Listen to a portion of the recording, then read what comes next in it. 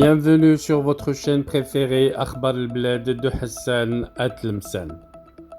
Khaled Nazzar, le général est-il déjà mort et pourquoi l'enterrer en Algérie? Partout on pouvait lire des commentaires, bon débarras. On nous informe que Nazzar, agonisant, est transporté dans son village pour y mourir. Le général-major sanguinaire à la retraite, disant Khaled Nazzar, âgé de 85 ans, gravement malade et agonisant, il aurait été transporté dans son village natal à Seriana, dans l'actuelle wilaya de Batna en Algérie, pour y mourir et être enterré. C'est en tout cas ce qu'affirme le journaliste et opposant algérien Hicham Aboud, qui en tant que lanceur d'alerte n'en rate pas une, surtout quand il s'agit de cette espèce en Algérie.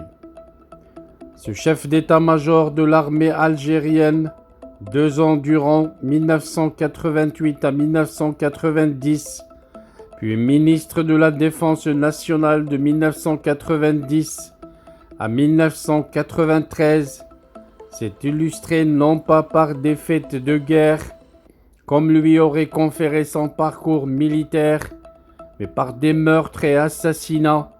Même son épouse y est passée d'une balle à la tête.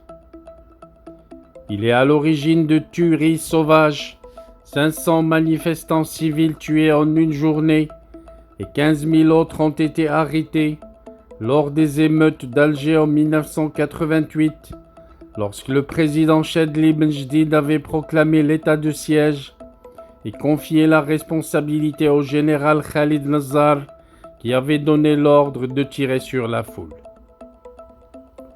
C'était là le préambule à la guerre civile algérienne, ou décennie noire, qui éclatait 3 ans plus tard lorsque Chadli avait présenté sa démission.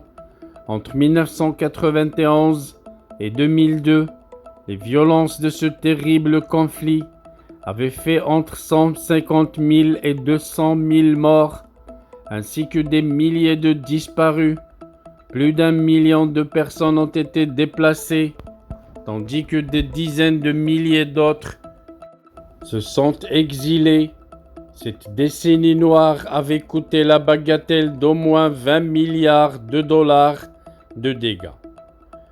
Khaled Nazzar a pour fait d'armes d'avoir été le principal artisan du coup d'État, dit des janvéristes, qui interrompent le processus électoral qui devait conduire le Front islamique du salut, le fils, au pouvoir après que le président Chadli Benjedid ait démissionné. Un haut comité d'État de 5 membres est alors formé. Khaled Nazzar fait partie de ce haut comité d'État présidé par Mohamed Boudiaf.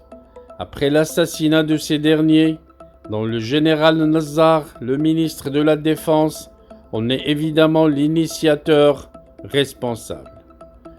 L'Algérie plongera ensuite dans une guerre civile qui durera environ une période de 10 ans. C'est la pire époque de sa jeune histoire.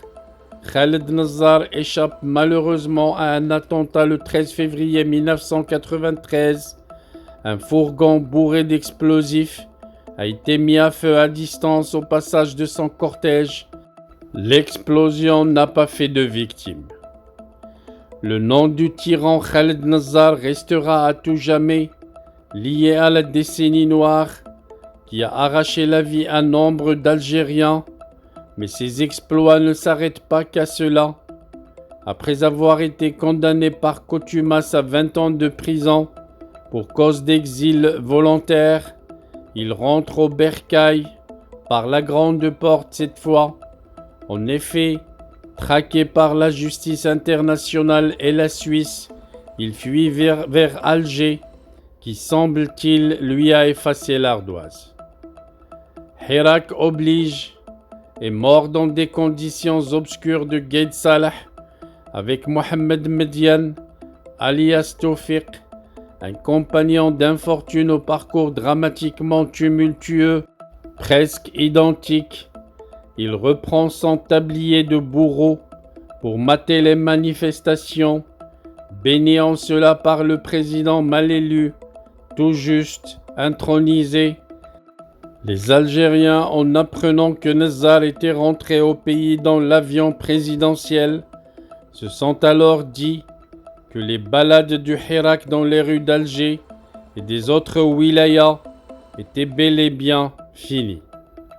Maintenant, après tous ces crimes, on annonce calmement au peuple algérien que Khaled Nezzar est transporté dans son village natal pour y mourir et y être enterré tranquillement.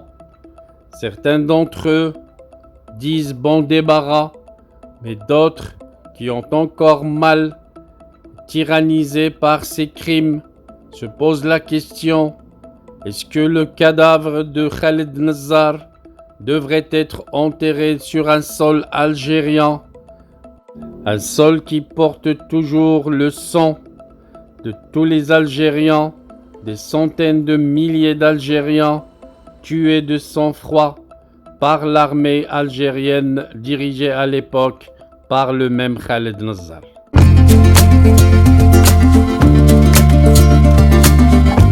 Bienvenue sur votre chaîne préférée Akhbar al-Bled de Hassan Atlemsan. Avant de commencer, je voudrais vous informer que nous venons de créer sur Akhbar al-Bled deux chaînes annexes. La première dite Al-Jazair bi'Oyoun Maghribiyah, l'Algérie aux yeux des voisins, qu'on a créée pour sensibiliser le public arabisant, un public très large sur Akhbar al-Bled à qui on voudrait faire plaisir en abordant des sujets d'actualité avec la langue qu'ils comprennent. La deuxième chaîne dite Izli Amazir Morocco pour faire connaître la chanson Amazir, commune aux deux cultures, la culture marocaine et la culture algérienne. Je vous demande donc de vous abonner à ces deux chaînes et de les soutenir. La première traitera beaucoup de sujets en arabe sur l'Algérie, sur le Maghreb, et la deuxième qui diffusera des chansons, de très belles chansons amazigh, la chanson amazigh que nous aimons tous, y compris moi. Soutenez donc ces deux chaînes, écoutez-les et restez branchés sur Akhbar al-Bled de Hassan Atlemsan, la chaîne principale qui sera quotidienne.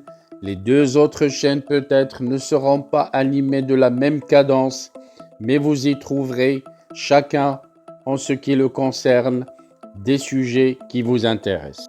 Restez donc fidèles à Akhbar al-Bled de Hassan Atlemsan. N'oubliez pas de vous abonner à Algérie aux yeux des voisins, Al-Jazair bi'Oyoun Maghribiyah, mais aussi abonnez-vous à Izli Amazir Morocco. Nous y serons avec vous sur les trois chaînes, Inch'Allah.